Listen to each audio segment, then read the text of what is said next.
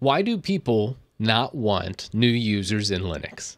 This is the question that gets asked so many times by new users, because a lot of times you get over, and those that make it through like that initial 60-day period of time, and then you start customizing and creating some amazing things, or you just start to envy other people's creations, and you see all these different kinds of desktops.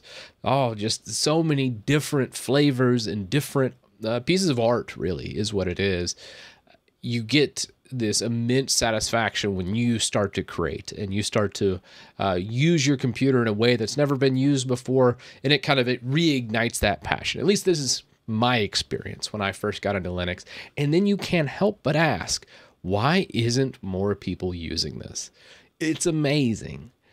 And then, you get hit with some reality, usually a little bit later on. Maybe you might be like, oh, well, I can't play this one game, or I have this piece of software that I need for this specific obscure hardware. All this different things that can happen in the Linux ecosystem. But for the most part, you can overcome a lot of that just with proper planning. But then comes the point where you start to run into some of the vets. And a lot of people, I used to think, well, they're just cynical or they're just jaded, and they just don't want new users because they don't want them to come in and ruin the party, so to speak. And this isn't entirely wrong. But we need to understand that elitist skeptic a little bit more, because what does mass adoption for Linux look like? And then as soon as I asked myself this question, I looked into it deeper, and I started to see the things that have mass adoption that the normies are using, so to speak. You look at it, and it is Chrome OS, possibly Steam OS if it ever became good and easily usable with a very, very locked ecosystem where users can't mess it up or muck it up. And when you think about that, the most widely used, most successful distribution of all time is Chrome OS. And that's because they could install it on regular hardware, ship it out, and pretty much anybody could use it. My mom, my dad, my grandpa, my grandma, it didn't matter. All of them could use Chrome OS. Out of the box, didn't need to know anything, and it was very easy. Because of this, we have come to the realization, at least I have, that you have to have a locked ecosystem of some sort. You can't just have your users go all willy-nilly running terminal commands. You can't just have them go crazy without putting a bunch of fail-safes in place and giving a very predictable experience. And that's what Windows mostly does. Mac, I think, does a better job of it. But Chrome OS, I think, does the best job of it. I remember making a video saying, hey, Chrome OS is an unappreciated masterpiece. And I could appreciate Chrome OS for what it was. And then if we look at Linux as a whole, this mass adoption really means a big company like a Steam, like a Google, coming in and making their own Linux. And then basically almost making its own little walled garden to where people couldn't mess it up. And that's where adoption comes from. That's where Linux will succeed. You can see this in Android. The phones is a perfect example where Linux is dominated. It is the phone ecosystem. Yes, there's iOS, but most people are using Android when looked at globally by percentages. It is by far and away the winner and most widely adopted. So now that we understand those things, then we kind of get to the point where we understand why the veterans in the Linux community don't really care for new users, don't really care for adoption, because they see the writing on the wall, so to speak.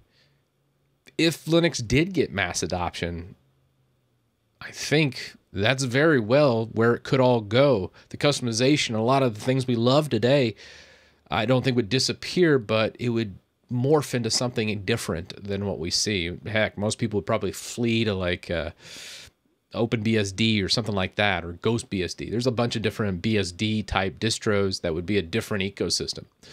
Or maybe Linux would thrive, or there's a lot of different scenarios that could play out from here. But I think the one that most people focus on is the negative, because honestly, most people do focus on the negative. My analytics don't lie. When I speak about something, usually if it has a negative connotation to it, you're going to get more views. And that's where I think we all fight. And that's why you have some veterans where they think, oh, any new user's bad.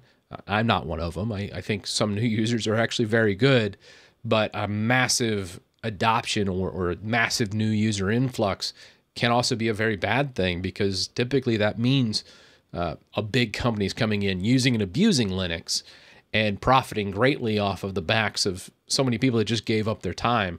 And then just to see it all kind of go to a big company kind of hurts the ethos of Linux. I could see that as well. And I just kind of want to lay out these opposing points of view, because it took me a while to understand that. Not that I agree with that. I do think there's going to be a point where Linux does see a lot more adoption, but I think it's going to be more in this realm where you have like the Chrome OS's runaway.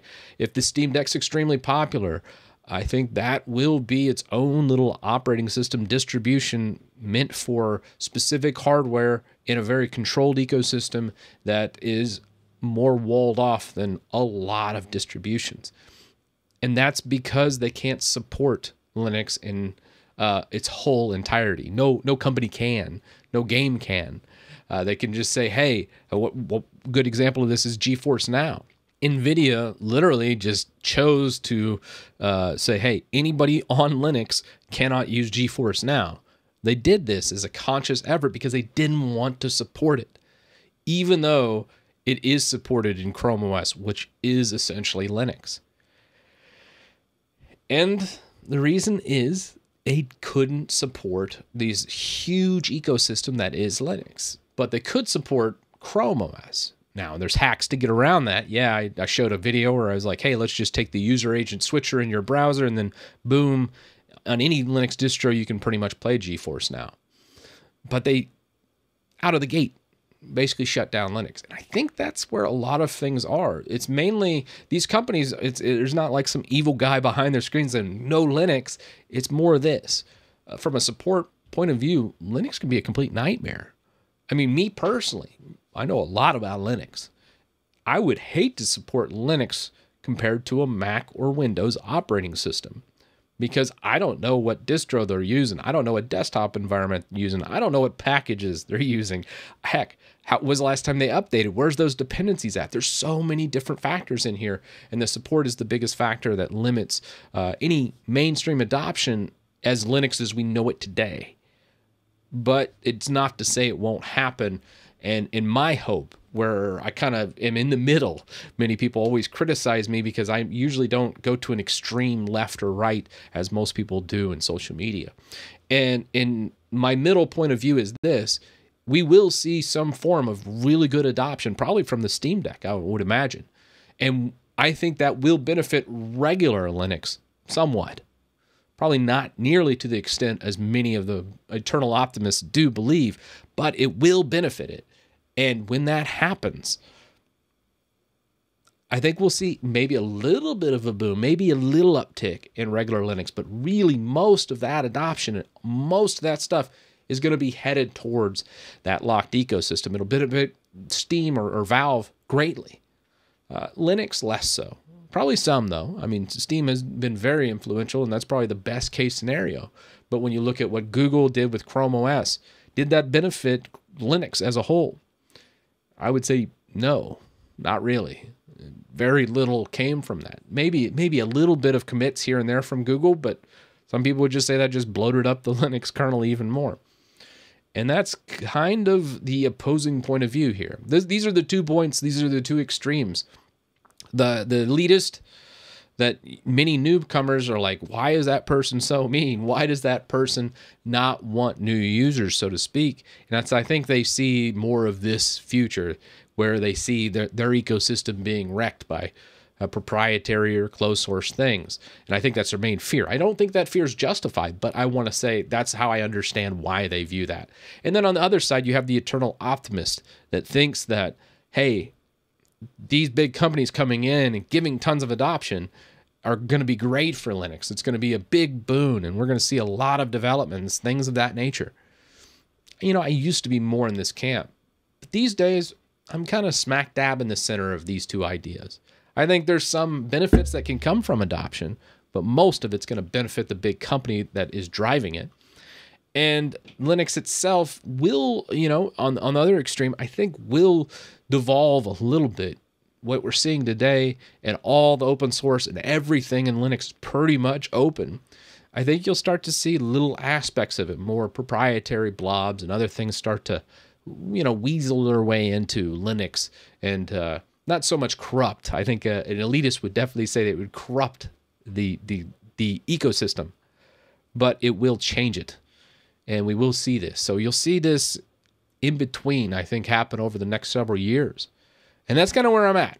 But I wanted to answer this question. It's one that took me a while to really figure out or grasp. And hopefully this helps someone out there to understand these viewpoints and why I don't think either one is necessarily correct. Anyhow, I could be completely wrong. Let me know your thoughts down in the comment section, and I'll see you in the next one.